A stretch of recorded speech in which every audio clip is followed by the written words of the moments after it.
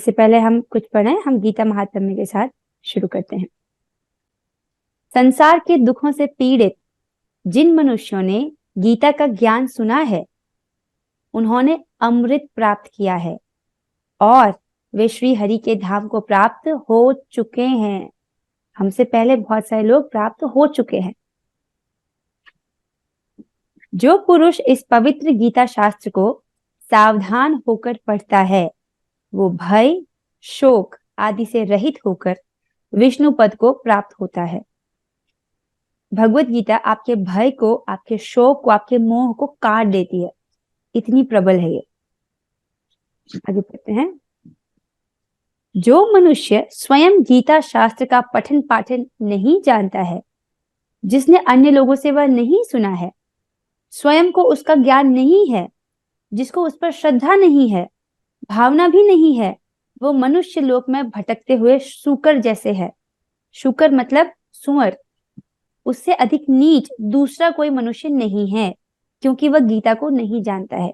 तो जो लोग नहीं पठन पाठन करते गीता को, दूसरों से नहीं सुनते हैं, खुद को उसका ज्ञान नहीं है, उसको श्रद्धा भी नहीं है गीता के ज्ञान पर, राइट, तो भले मनुष्य योनि में है, फिर भी वो सुअर जैसा ही है। आप इसको समझ रहे होंगे, क्योंकि अगर मनुष्य धर्म के विषय में जिज्ञासा नहीं कर रहा है, तो वो दो पैरों पर चलने वाला पशु है, ऐसा हमें शास्त्र कहते हैं। क्योंकि पशु भी क्या करते हैं? आहार, निद्रा, भय, मैथुन, और पांचवी चीज क्या होती है? धर्म।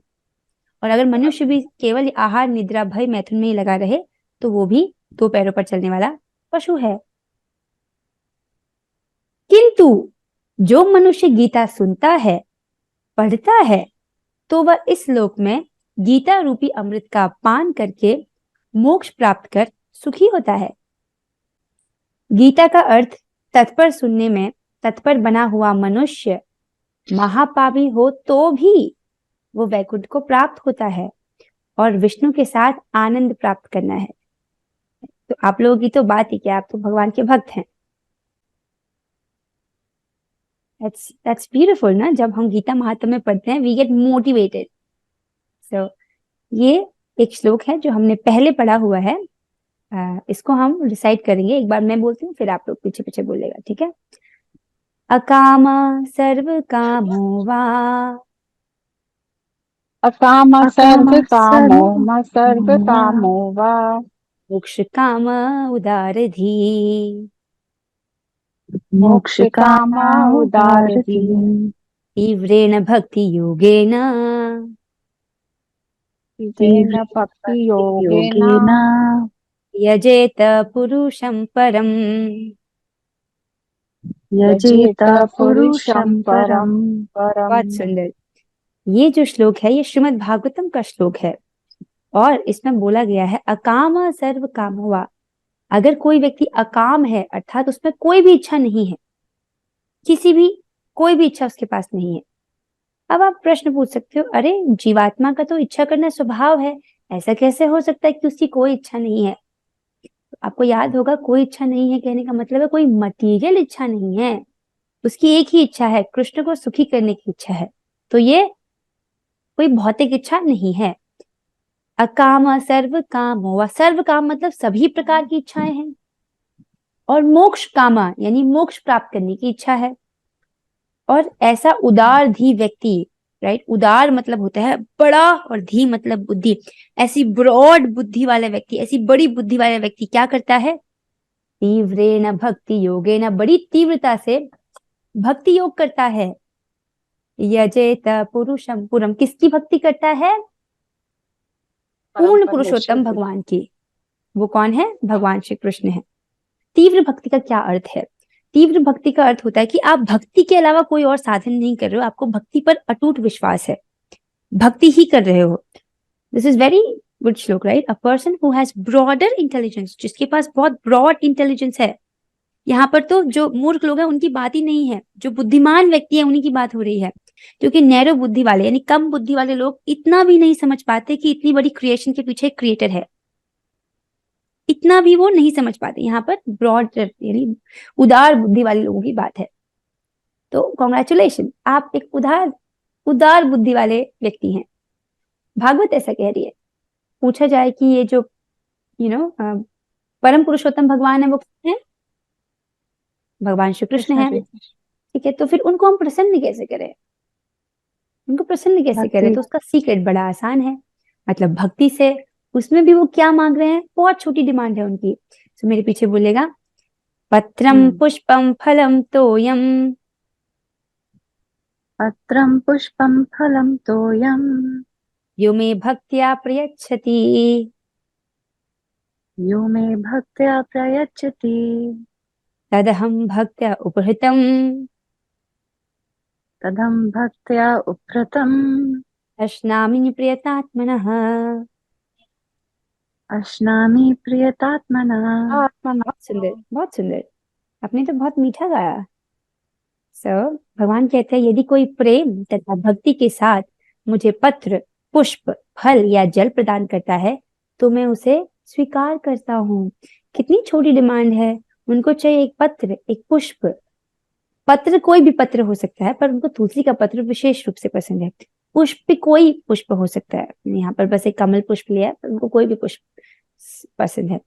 फल या जल प्रदान करता है तो मैं उसे स्वीकार करता हूँ। Very simple, but the most important is प्रेम तथा भक्ति के साथ। ठीक है, प्रेम तथा भक्ति भक्ति के साथ अगर हम भगवान को ऑफर करते हैं तो ही एक्सेप्ट आवर सर्विस। कितनी छोटी सेवा है। और इसको देखो, चाहे गरीब व्यक्ति हो या अमीर व्यक्ति हो, दोनों कर सकते हैं। भगवान ने ये थोड़ी कहा मुझे बड़े बड़े चढ़ावे चढ़ाओ, सोना चढ़ाओ, नहीं। Very small demands. Krishna some और the other way want to help you, right. अब एक डाउट हो सकता है, देखो भगवान सभी के प्रति सम है। अब भगवान एक की सहायता करेंगे, दूसरे की नहीं करेंगे, तो वो क्या हो जाएगा? पक्षपात हो जाएगा। जैसे एक टीचर क्लास में पढ़ाती है, सारे स्टूडेंट्स को बराबर पढ़ाती है। अब वो बच्चे की मेहनत है कि वो कितने नंबर लेकर आ रहा है, राइट। तो भगवान ने सब सभी को बराबर अपॉर्चुनिटी दी है। जीप सबके पास है, सभी हरे कृष्ण महामंत्र का जप कर सकते हैं। और जो करता है वो भगवान को मौका देता है कि वो उसको वहां से उठा सके, भवसागर से उठा सके। वरना भगवान एक को उठाएंगे, एक को नहीं उठाएंगे, तो क्या हो जाएगा? पक्षपात हो जाएगा। तो हमें अपनी तरफ से प्रयास करना है उनकी तरफ जाने का। और देखो, बहुत बड़ा प्रयास नहीं कह रहे, वो नहीं कह रहे कि आप एवरेस्ट में चढ़ो। लोग जगत में चढ़ते हैं एवरेस्ट पर, किसके लिए? थोड़े से यश प्राप्ति के लिए, बस। बहुत सिंपल, अपनी जीवा से उनकी सेवा करो। इतनी छोटी छोटी चीजें मांग रहे हैं, पत्र, पुष्प, फल या जल, ये very easy to please Krishna. फिर कहते हैं, अगर हम भगवान की निरंतर सेवा करेंगे तो क्या होगा? फिर बोलते हैं, अब मेरे पीछे बोलेगा, तेषां सतत युक्तानां तेषां सततयुक्तानां भजतां प्रीतिपूर्वकम् भजतां भजतां प्रीतिपूर्वकम् प्रीतिपूर्वकम् ददामि बुद्धियोगं तम् ददामि ददामि बुद्धियोगं बुद्धियोगं तं तं येन माम् उपयान्ति ते। येन माम् येन माम उपयान्ति ते। उपयान्ति ते। बहुत सुंदर। कह रहे हैं, जो प्रेम पूर्वक मेरी सेवा करने में निरंतर लगे रहते हैं उन्हें मैं ज्ञान प्रदान करता हूँ, जिसके द्वारा वे मुझ तक आ सकते हैं। How sweet. अगर हम कृष्ण की सेवा करते हैं प्रेम से, और कह रहे तो क्या करते हैं भगवान? भगवान कह रहे हैं, मैं उनको ज्ञान प्रदान करता हूँ। जो निरंतर भगवान की प्रेम पूर्वक सेवा करने में लगे रहते हैं, कृष्ण उनको ज्ञान देते हैं, उनके हृदय में प्रकाशित कर देते हैं, जिसके द्वारा हम भगवान तक भगवान को प्राप्त कर सकते हैं। Very sweet. जरूरी नहीं कि हम सारे शास्त्रों को पढ़ें, सिर्फ हरे कृष्ण महामंत्र जपिए और सारा ज्ञान हृदय में प्रकाशित हो जाएगा, ऐसे प्रभुपाद जी के शब्द है, राइट। अभी देखिए, कृष्ण और कृष्ण के नाम में अंतर नहीं है। कृष्ण की शरण ग्रहण करना इक्वल्स टू कृष्ण के नाम की शरण ग्रहण करना। और कृष्ण के नाम की शरण ग्रहण करना बहुत आसान है, क्योंकि आपको बस जीवा से उसको बोलना है। इसमें कौन सा मुश्किल है? Isn't it? बहुत आसान है। आपको बस हरे कृष्ण कृष्ण कृष्ण हरे हरे, हरे राम राम राम हरे हरे अपनी जीभ लगानी है। बस इसका मतलब है कि आपने भगवान की शरण ले ली है, क्योंकि कृष्ण कृष्ण के नाम में अंतर नहीं है। और कृष्ण के नाम की सेवा करना तो अति आसान है। आपको पत्र, पुष्प, फल, जल देने के लिए पत्र पुष्प लेकर आना पड़ेगा, फल लेकर आना पड़ेगा, राइट। लेकिन हरे कृष्ण का जो नाम तो आप कभी भी ले सकते हो, और ये कभी खत्म भी नहीं होगा। जब तक आपके शरीर में हो, isn't it? अनलिमिटेड रूप से आप उनकी सेवा कर सकते हो। चलिए, फिर ये है शरीर रूपी रथ। अब इस रथ को देखिए, इस रथ में 5 घोड़े हैं। ये पांचों घोड़े हमारी इंद्रियों को दर्शाते हैं। ये 5 इंद्रियां हैं, आंख, नाक, कान, त्वचा और जीभ। ठीक है। अब घोड़े घोड़ों का स्वभाव होता है कि बड़े जिद्दी होते हैं, उनको कंट्रोल में लाना बहुत मुश्किल होता है। ठीक है। तो ये 5 घोड़े हमको अलग अलग दिशाओं में भगा रहे हैं। ठीक है। अब आइए, जो रस्सियां हैं, ये है मन। आपकी जीभ कुछ खाना चाहती है, मान लीजिए आपकी जीभ जलेबी खाना चाहती है, तो वो मन के द्वारा नियंत्रित है। लेकिन मन कहे कि नहीं, अभी मैं क्लास में हूँ और मैं क्लास में अच्छे से पढ़ूंगा, अभी मुझे जलेबी नहीं खानी, तो जीभ स्वतंत्र रूप से नहीं जा सकती है। तो मन की रस्सी से आपने उसको पकड़ के रखा है। ठीक है। तो जैसे ही हम ढील दे देते हैं, मतलब ढीला हो गया, तो अब हमारी हमारी इंद्रियों को छूट मिल जाती है और वो हमको, हमारे रथ को, यानी हमारे शरीर को वहां लेके चली जाती हैं। मुझे मूवी देखनी है, किसने बोला? आंख ने बोला। आंख में।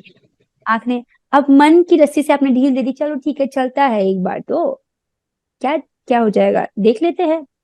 लेकिन उस वो जो मूवी में सारे सीन्स हैं, उसका इंप्रेशन हमारे चित्त पर पड़ता है, इससे हमारा चित्त दूषित होता है, क्योंकि आजकल की मूवीज बहुत अच्छी तो नहीं होती हैं, राइट।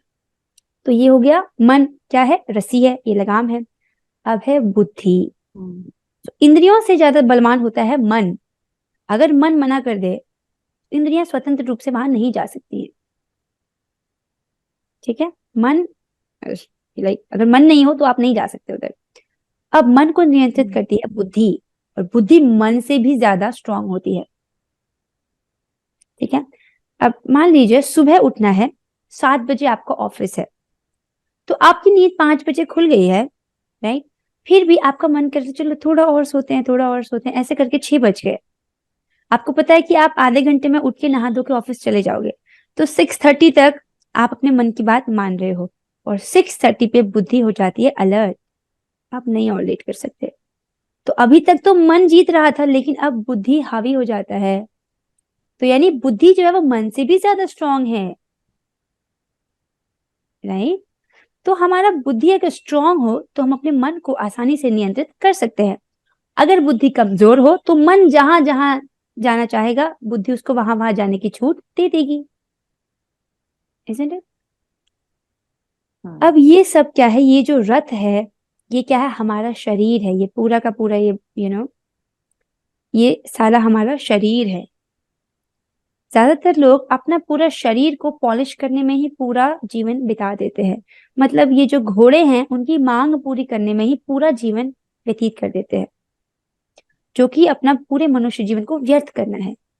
अगर हमको ये शरीर रूपी रथ दिया गया है, अगर रथ है तो एक डेस्टिनेशन भी है। आप कार में बैठे हो तो आपको पता है कि आप कहाँ जाना चाहते हो, यू नो कि आपका क्या पर्पस है, राइट। तो आप जानते हो आप क्यों बैठे हो उस कार में। उसी प्रकार जब हमें रथ दिया गया है, शरीर रूपी रथ, इसका एक लक्ष्य है, और सभी जो मनुष्य हैं उनका एक ही लक्ष्य है। एक ही लक्ष्य, क्यों? क्योंकि देखा जाए हम शरीर नहीं है, हम क्या है? आत्मा है। हम सभी आत्मा है। अब चाहे वो चाइना में पैदा हुआ हो उसका शरीर, चाहे वो इंडिया में उसका शरीर पैदा हुआ हो, चाहे ऑस्ट्रेलिया में उसका शरीर पैदा हुआ हो, चाहे मुस्लिम परिवार में उसका शरीर जन्म लिया हो, या हिंदू परिवार में, या कहीं भी किसी भी ट्रेडिशन में, वास्तविकता में वो शरीर नहीं है। जैसे ही हम इस चीज को समझते हैं कि हम शरीर नहीं है, हम एक ऐसे प्लेटफॉर्म पर आ जाते हैं जहां पर सभी इक्वल हैं। अगर कोई व्यक्ति समझ जाए कि वो शरीर नहीं है, तो शरीर से जुड़ी पहचान मैं नहीं हूं। अगर ये शरीर इंडियन है तो मैं इंडियन नहीं हूं, मैं आत्मा हूं। अगर हम देखें तो जो आत्मा है उसका एक ही लक्ष्य है। अब जो उस लक्ष्य की प्राप्ति के लिए कार्य नहीं कर रहा है, तो वो क्या कर रहा है? अननेसेसरी एफर्ट मार रहा है, अननेसेसरी टेंशन ले रहा है, क्योंकि वो जो भी कर रहा है वो सब क्या हो जाएगा? वेस्ट। जिस मोमेंट पर ये शरीर, हम ये रथ छीना जाएगा, हमको यहाँ से दूसरे रथ में डाल दिया जाएगा। अब इस रथ में आपने जितना भी भोग किया है, जितना भी आपने इस रथ को पॉलिश किया है, कोई फायदा नहीं है, राइट। इस रथ में बैठा है आत्मा। तो इंद्रियों से ज्यादा शक्तिशाली है मन, मन से ज्यादा शक्तिशाली है बुद्धि, और बुद्धि से भी ज्यादा शक्तिशाली है आत्मा। क्यों? क्योंकि ये भगवान का अंश है। ये जो इंद्रियां हैं, मन है और ये बुद्धि है, ये भौतिक है, मटीरियल है, भगवान की अपराशक्ति है, भगवान की निम्न शक्ति है। लेकिन आत्मा भगवान की पराशक्ति है। क्योंकि हम भगवान की पराशक्ति हैं, हम इस निम्न शक्ति को कंट्रोल कर सकते हैं। ये पावर हमारे पास है। पर क्या हो गया है कि बचपन से अभ्यास हो गया है कि हम गिव अप कर देते हैं। बचपन से अभ्यास हो गया है कि हम चीजों को छोड़ देते हैं, गिव अप कर देते हैं। और जहां जहां हमारा मन इंद्रियां हमको लेके जाता है, हम सोचते हैं कि हम इसी चीजों से सुखी हो रहे हैं। यहाँ पर उदाहरण आता है एक ऐसी सभ्यता का जिसमें एक महिला है, वो बहुत अमीर है। उसके घर में एक पिंजरा है, वो सोने का है। उस सोने के पिंजरे में एक तोता है। वो हर रोज आती है, उस सोने के पिंजरे को साफ करती है और उस तोते को कुछ नहीं खिलाती है। एक दिन पिंजरा साफ किया, अगले दिन भी पिंजरा साफ किया, तोते को कुछ नहीं खिलाया, अगले दिन भी पिंजरा साफ किया, तोते को कुछ नहीं खिलाया। इस प्रकार क्या हुआ, एक दिन वो तोता मर जाता है। अर्थात उस उदाहरण से समझ रहे हैं, व्यक्ति क्या कर रहे हैं, अपने शरीर को पोषित कर रहे हैं, अपने मेंटेनेंस में भी अपना पूरा जीवन व्यतीत कर देते हैं। आहार, निद्रा, भय, मैथुन, यही है मेंटेनेंस की चीज, 4 चीजें, राइट। इसी में पूरा समय नष्ट कर देते हैं। तो फिर वो जो तोता है उसको खाना ही नहीं खिलाते, अर्थात जो काम को वास्तविकता में करना था वो नहीं करते। पूरा जीवन क्या हो गया, व्यर्थ हो गया, राइट। तो हमको पिछले जन्मों में भी बहुत सारे रथ दिए गए थे। प्रमाण क्या है, भगवान क्या कहते हैं, कि ऐसा कभी नहीं था कि तुम नहीं थे या मैं नहीं था, ये सब राजा लोग नहीं थे। न कभी ऐसा होगा कि तुम नहीं रहोगे, मैं नहीं रहूंगा, ये सब राजा लोग नहीं रहेंगे। अर्थात हम हमेशा से थे। और आप पढ़ चुके हैं भगवत गीता के 5 सब्जेक्ट मैटर्स में से, जो जीव है, 4 चीजें शाश्वत होती हैं, राइट। तो जीव उन 4 चीजों में आता है। तो जीव शाश्वत है, अर्थात वो हमेशा हमेशा से है।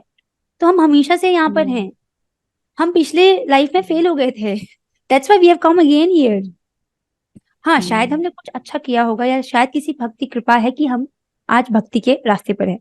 किसी भक्त की कृपा है, या किसी भक्त और भगवान की कृपा है कि हम भक्ति के रास्ते पे हैं। भक्ति का रास्ता चुन लिया मतलब 100% guarantee that you will be successful. क्योंकि भगवान गारंटी लेते हैं कि मेरे भक्त का कभी विनाश नहीं हो सकता। पूरे दिन में सबसे इंपॉर्टेंट चीज है जो हम अपने लिए करते हैं, अपने लिए इज नॉट मीन हम अपने शरीर के लिए क्या करते हैं, हम आई द सोल, उसके लिए क्या करती हूँ, वो सबसे इंपॉर्टेंट काम है। So we need to adjust. जो हमारा जो प्रायोरिटी लिस्ट है उसको दोबारा बनाने की जरूरत है। कहीं ऐसा तो नहीं हमने मेंटेनेंस की चीजों को ऊपर रखा है और इंपॉर्टेंट चीजों को नीचे रखा है प्रायोरिटी लिस्ट में। शरीर चलाने के लिए जितना आवश्यक है उतना ग्रहण कीजिए, बाकी समय भक्ति कीजिए, ये बुद्धिमता है, ऐसा शास्त्र कहता है, राइट। इससे विपरीत क्या है कि आप शरीर की आवश्यकताओं, बहुत सारी अनेक इच्छाओं के पीछे 24 घंटे लगे हो, बहुत सारा समय दे रहे हो, और अपने लिए यानी आत्मा के लिए जो करना है उसके लिए कम समय दे रहे हो। That is not wise. क्योंकि ऐसा हो सकता है कि आप आज ही शरीर छोड़ दें, आज ही रथ चेंज करना पड़ सकता है, हो सकता है ना। Death is uncertain. ऐसा होता है कि 5 साल का बच्चा भी मर जाता है, 10 साल का बच्चा भी मर जाता है, जरूरी नहीं है कि हर कोई बुढ़ापे में जाके मरे, ऐसा देखा जाता है। तो कभी भी ये रथ चेंज करना पड़ सकता है। जैसे ही रथ चेंज करना पड़ सकता है, you can't claim the money that you have earn. आपके अकाउंट में मान लो करोड़ों रुपए भी हैं, तो आप अगले शरीर में नहीं बोल सकते हो कि मेरे को करोड़ रुपए दिला दीजिए, नहीं। तो जितने भी ये लोग पैसे के पीछे पागल हैं, दे आर गोइंग टू, सारा पैसा वेस्ट हो जाएगा, क्योंकि they can't use it all in one life, और they can't claim that money. वो अगले जीवन में हम उसे क्लेम नहीं कर सकते। जितना भी यश कमाया वो शरीर के नष्ट होते ही सब नष्ट हो जाएगा। मान लीजिए आप, एक व्यक्ति ने बहुत यश भी कमा दिया, अब वो अगले शरीर में चले गया। अब अगले शरीर में तो उसको पिछले शरीर का कुछ भी याद नहीं है। मान लीजिए आप पिछले जीवन में बहुत बड़े कोई व्यक्ति थे और आपका बहुत यश था, तो आपको क्या फर्क पड़ता है उससे आज? कोई फर्क नहीं पड़ता, कोई फर्क नहीं पड़ता। तो मान लीजिए उस यश को कमाने के लिए, उस फेम को कमाने के लिए आपने बहुत मेहनत की, उस पैसे को कमाने के लिए आपने बहुत मेहनत की, आज आपको याद है कुछ भी? तो कुछ मायने रखता है वो आपके लिए? आज नहीं रखता। तो ये जो शास्त्र हमको ना ब्रॉड बुद्धि देता है कि don't think about just next इतना सा एक ही लाइफ टाइम स्पॉट का मत सोचिए। टेम्पररी चीजों में इन्वेस्ट करने का कोई फायदा नहीं है, क्योंकि वो हाथ से चली ही जाएंगी। आप उस चीज में इन्वेस्ट कीजिए जो शाश्वत है। और भक्ति आपसे कोई भी नहीं छीन सकता, ना काल, ना माया, ना कुछ, कोई भी आपसे नहीं छीन सकता। जितना आपने भगवद गीता श्रवण कर ली है, that is sealed in your account. जितना आपने हरिनाम जप कर लिया, दैट इज सील्ड। कोई नहीं छीन सकता आपसे। और मान लीजिए आपकी भक्ति इस जीवन में परिपक्व नहीं हो पाई और आपको दोबारा मनुष्य का देह मिलता है, तो जितना भक्ति किया, everything is transfer to your account. सारा का सारा आपके अगले अकाउंट में ट्रांसफर हो जाएगा। That is good. तो प्रॉब्लम स्टेटमेंट ये है कि हमारी इंद्रियां हमको हर दिशा में भगा रही हैं, राइट, और मन को ढील दिया जा रहा है। ऐसा इसलिए हो रहा है क्योंकि बुद्धि ढंग से नियंत्रण नहीं कर रहा है। ठीक है, ऐसा इसलिए क्योंकि बचपन से हमारी ट्रेनिंग नहीं हुई है। सो अब से ट्रेनिंग करना शुरू कीजिए, क्योंकि भगवान कहते हैं जिस व्यक्ति ने अपने मन को नियंत्रित नहीं किया है, उसका मन उसके लिए हमेशा ही सबसे बड़ा शत्रु बना रहेगा। अर्थात अगर अभी हमारा मन नियंत्रित नहीं है तो हम हर पल हमारे सबसे बड़े शत्रु के साथ रह रहे हैं। तो इसलिए मन की मांग को नहीं पूरा करना है। ठीक है, मनुष्य जीवन केवल तपस्या करने के लिए है, ऐसा शास्त्र हमें बताते हैं। तो हमें शास्त्रों की बात सुन के एक्सेप्ट कर लेना चाहिए। मनुष्य जीवन केवल तपस्या करने के लिए है। इसका मतलब क्या है? तपस्या का अर्थ यह है कि अपनी इंद्रियों और मन की मांगों को पूरा नहीं करना और अपनी इंद्रियों और मन को भगवान श्री कृष्ण की सेवा में लगाना, ये है तपस्या का अर्थ। ठीक है, तो हमने जाना था कि अगर बुद्धि स्ट्रांग होगी तो वो हमारे मन को अच्छे से कंट्रोल कर सकती है। और बुद्धि स्ट्रांग कैसे होती है? शास्त्र द्वारा पोषित विज्ञान से। जब आप शास्त्र को श्रवण करते हो तो बुद्धि को डिस्क्रिमिनेशन पावर मिल जाती है कि क्या करना है क्या नहीं करना है, राइट। फर्म हो जाता है कि मुझे क्या करना है क्या नहीं करना है उस विषय में। सो शास्त्र श्रवण करके आपकी बुद्धि तेज होती है, फिर आप बेटर डिसीजंस ले पाते हो, अपने मन को कंट्रोल कर पाते हो। तो आप जानते हो कि सुबह का समय बहुत अनमोल है, उस वक्त ब्रह्म मुहूर्त का समय है। सो मन भले कहे कि मुझे थोड़ा और सोने दो, लेकिन तो बुद्धि जानती है कि सुबह का समय मुझे भक्ति में लगाना है। शास्त्र से आप इतना तो समझ गए हो, राइट। सुबह उठ के सीधे भक्ति करनी है। अच्छा, तो यहाँ पर ये तपस्या का अर्थ है अपनी इंद्रियों को भगवान की सेवा में लगाना, अर्थात कानों को कृष्ण की कथा में लगाना। आप वही कर रहे हैं, वेरी गुड। हमको शास्त्र से कंफर्मेशन मिला, यू आर डूइंग राइट। ठीक है, क्या सुनना है? कृष्ण कथा, राइट, भगवद गीता, श्रीमद् भागवतम। तो शुरुआत में हमें भगवद गीता पढ़नी है, फिर अगला लेवल आता है श्रीमद् भागवतम का, फिर नेक्स्ट लेवल है चैतन्य चरितामृत। हमको कोर्स अपने लेवल के हिसाब से पढ़ना होता है। आप भगवद गीता भागवतम साथ में भी पढ़ सकते हो, whatever way you like it, but ऐसा बोला जाता है Bhagavad Gita first you do it, then you do Shrimad Bhagavatam, उसके बाद आप चैतन्य चरितामृत करिए। और अपनी जीभ को भगवान के कीर्तन में लगाओ, राइट। सो कैसे? उनके नाम, उनके रूप, उनके गुण, उनकी लीला का यश गुणगान करें। ठीक है, और बेस्ट क्या है? बेस्ट क्या है? हरे कृष्ण महामंत्र का जप। अपनी जीभ को आपको लगाना है हरे कृष्ण महामंत्र को जप करने में। हरे कृष्णा कृष्ण कृष्ण हरे हरे, हरे राम राम राम हरे हरे।